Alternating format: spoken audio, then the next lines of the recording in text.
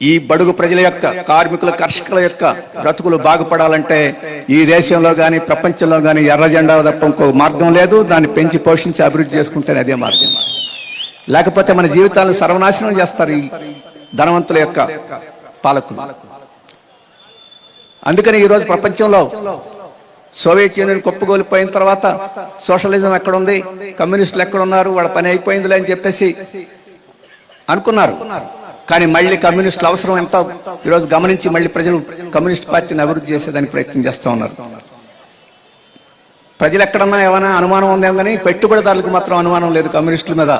వీళ్ళుంటే మనకు ప్రమాదం, వీళ్ళు ఒక్క ఎర్ర చొక్క వేసుకున్న వాడు కూడా ఉండకూడదు ఈ సమాజంలో అని చెప్పేసి వాళ్ళు అనుకుంటున్నారు. అందుకనే మన సమ్మె చేసినా అణిచివేస్తారు, మన ధర్నా చేసినా ధర్నా చేయనీరు. ఒక నాయకుడు వస్తుంటే, ఒక ముఖ్యమంత్రి వస్తుంటే మన నాయకులను తీసుకెళ్ళి అరెస్ట్ చేసి జైల్లో పెట్టేస్తున్నారు. ఎందుకని? మనం అంటే అంత భయం. ఏమో మన కత్తులు కట్టాలు తీసుకొని పొడిసి నరికి ఏమైనా చేస్తాం? ఏమీ లేదు.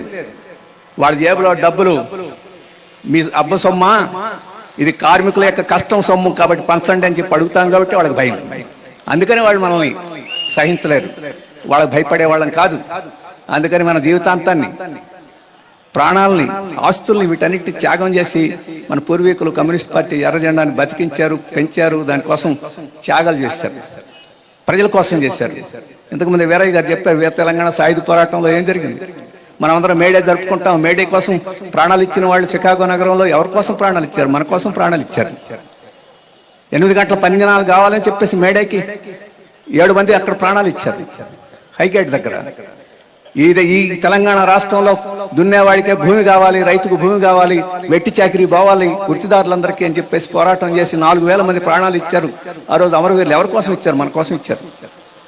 వారు ఆ ప్రాణాలు ఇచ్చారు కాబట్టి మనం ఈ మాత్రమైనా బతుకుతున్నాం. లేకపోతే ఈ మాత్రం బతుకులు కూడా మనకి ఉండేవి కాదు. అందుకని ప్రజల కోసం మనం కమ్యూనిస్ట్ పార్టీ ఎర్ర జెండా ఆనాటి నుంచి ఈనాటి నుంచి కృషి చేస్తుంది, రేపు కూడా కృషి చేస్తుంది. ఇప్పుడే ఇక్కడే ఈ క్షణం ఈ నిమిషం ఈ